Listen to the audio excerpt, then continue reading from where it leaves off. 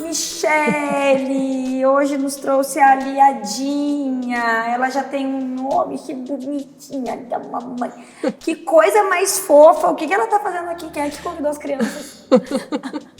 A Liadinha é a Socorro, né? A Socorro, ela... O nome dela é Socorro? É Socorro o nome dela. Ai, que amor, Socorro! A Socorro, ela me ajuda, né, na questão do demonstrar a manobra do desengasgo. Então, o engasgo, ele é a maior causa de acidente em crianças até 1 ano de idade.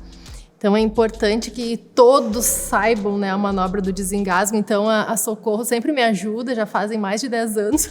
Nossa, Socorro está muito bem conservada, né, para uma criança de 10 anos. Socorro, vou te passar então para tu nos auxiliar com essa manobra que é importantíssima. É assustador quando a gente vê uma criança realmente engasgando. Sim. Como é que se faz? Então, assim, o que a gente vai observar no momento em que a criança está engasgada?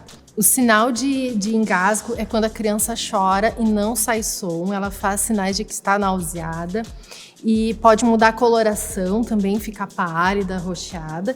O que a gente tem que fazer imediatamente no momento em que a gente observa que a criança está engasgada?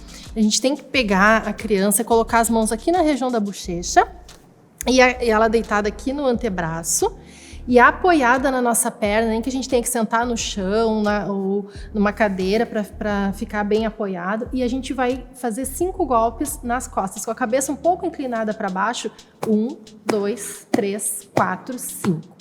Se eu não observo, se eu não escuto o som do choro, é sinal que ainda não desengasgou. Então, eu vou colocar a criança aqui no colo e vou fazer 5 compressões aqui bem no meio dos mamilos, nesse osso que a gente tem aqui no peito, chamado externo. Então, 1, 2, 3, 4, 5.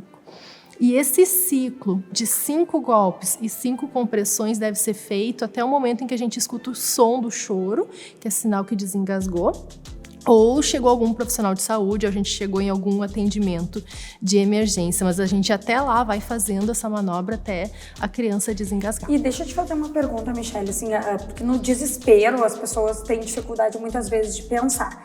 Estando sozinha em casa com a criança, tem que chamar o socorro e aí nesse meio tempo faz a manobra? Sim. Ou qual é o modus operandi? Começa imediatamente a fazer a manobra, faz um ciclo de 5 golpes, 5 compressões, não escutou o choro da criança, pede ajuda, não para de fazer a manobra, mas abre a porta do apartamento, pede ajuda, bate no vizinho, liga para o zelador, para a portaria, pede auxílio, liga para o serviço de emergência, né, pré-hospitalar, mas continua fazendo a manobra, não para.